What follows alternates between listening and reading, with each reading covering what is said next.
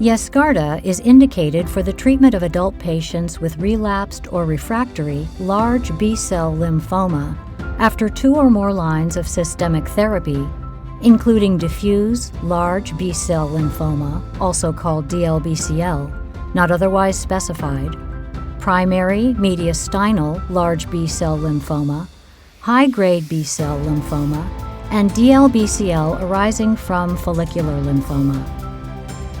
YESCARTA is not indicated for the treatment of patients with primary central nervous system lymphoma. YESCARTA has a boxed warning. Cytokine release syndrome, also called CRS, including fatal or life-threatening reactions, occurred.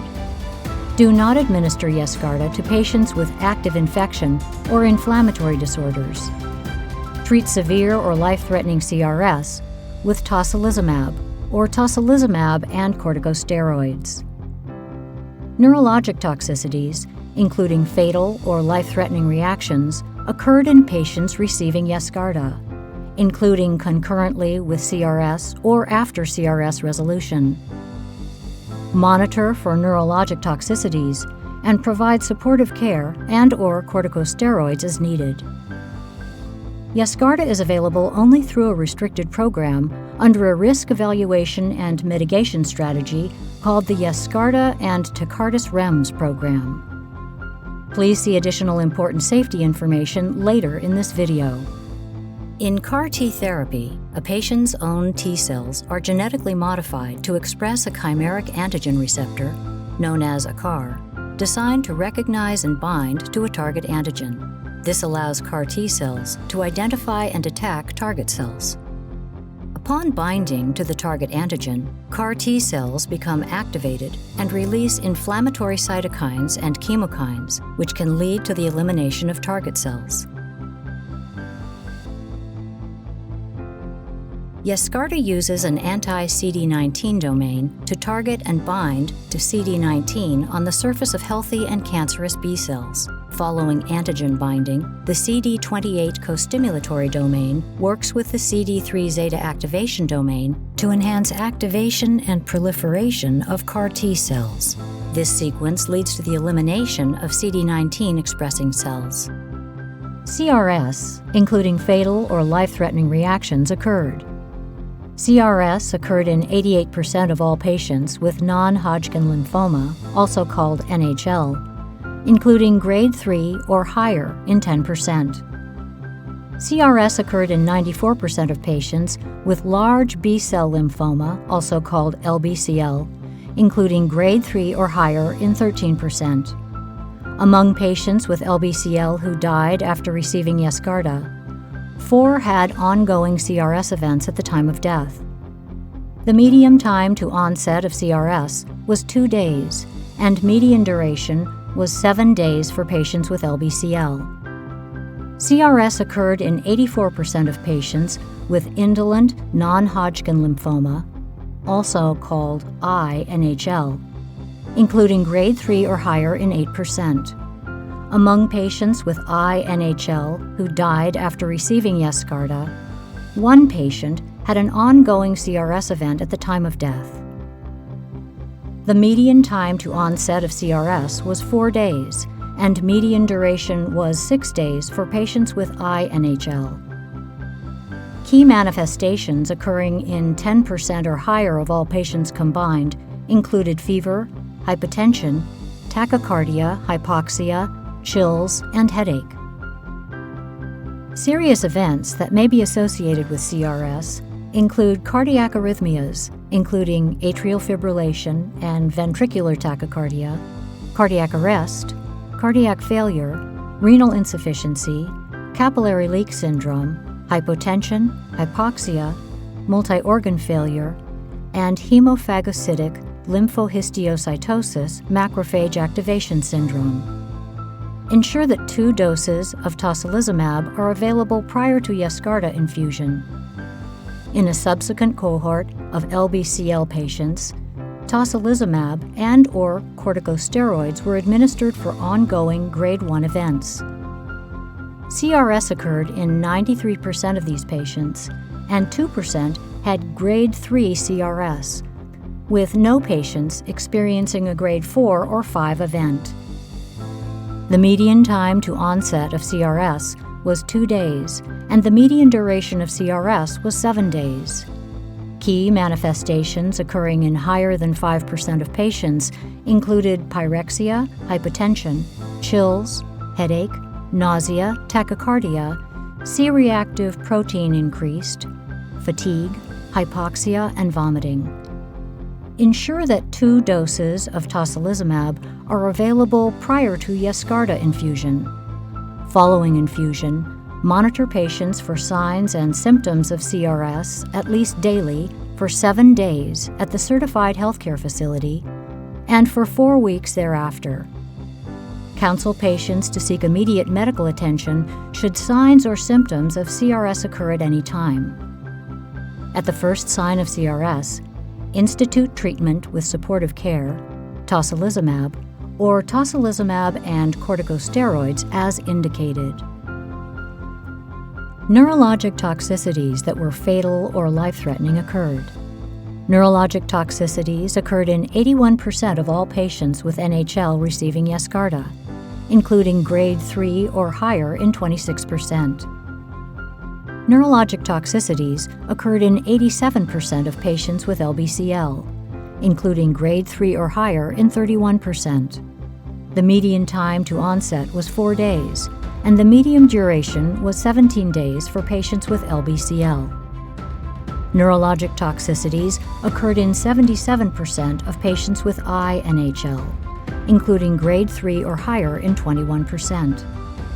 The median time to onset was 6 days, and the median duration was 16 days for patients with INHL.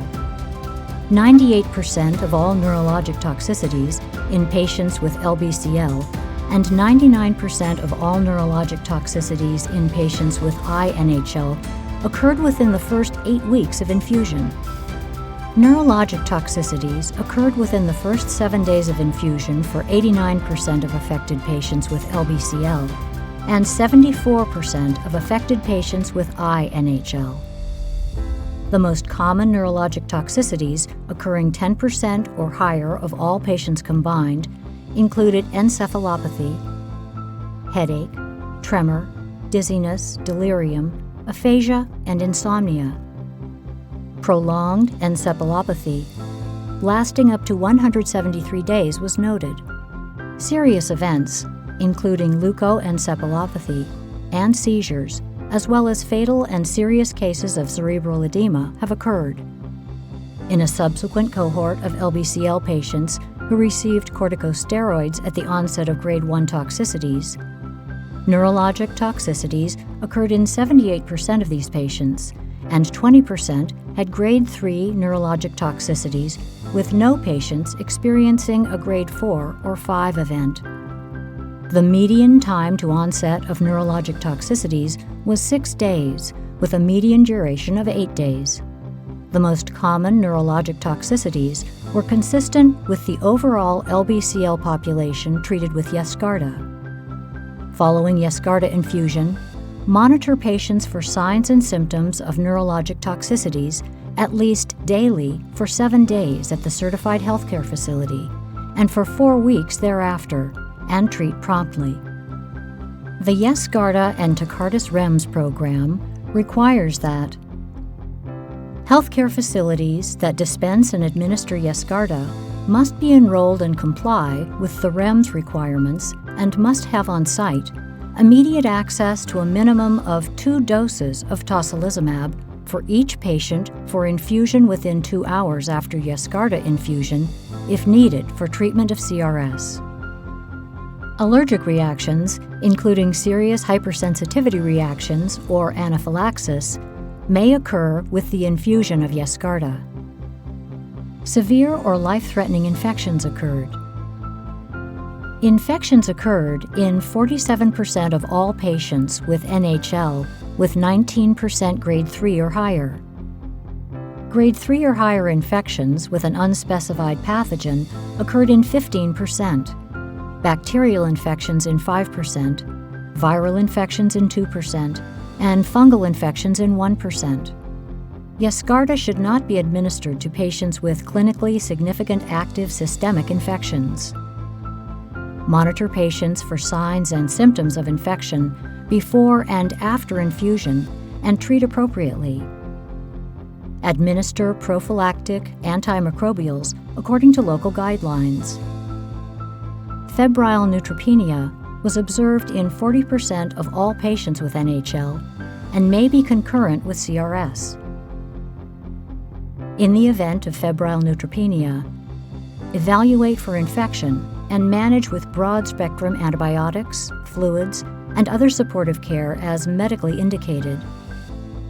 In immunosuppressed patients, including those who have received YESCARTA, life-threatening and fatal opportunistic infections, including disseminated fungal infections, for example, Candida sepsis and Aspergillus infections, and viral reactivation, for example, human herpes virus 6, HHV6, encephalitis, and JC virus progressive multifocal leukoencephalopathy, also called PML, have been reported.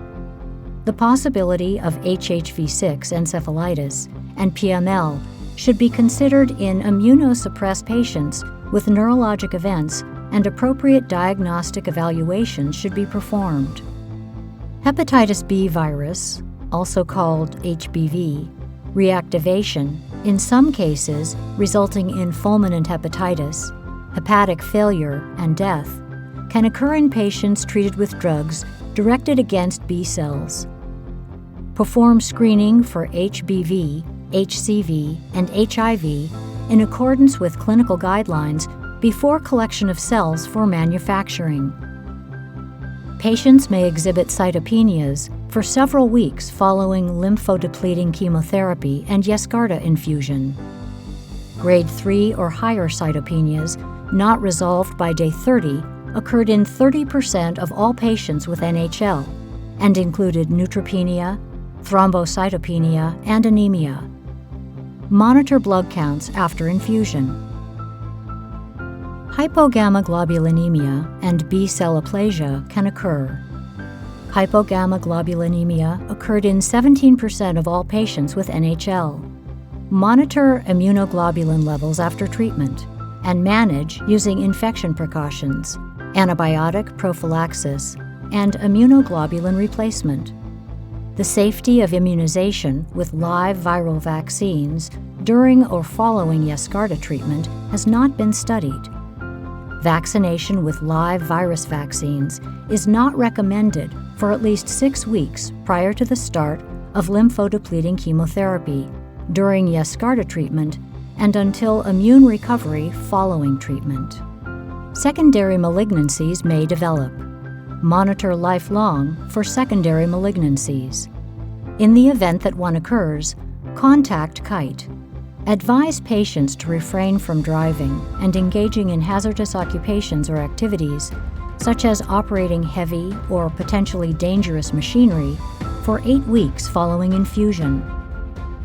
The most common adverse reactions, incidence of 20% or higher, in patients with LBCL included CRS, fever, hypotension, encephalopathy, tachycardia, fatigue, headache, decreased appetite, chills, diarrhea, febrile neutropenia, infections with pathogen unspecified, nausea, hypoxia, tremor, cough, vomiting, dizziness, constipation, and cardiac arrhythmias.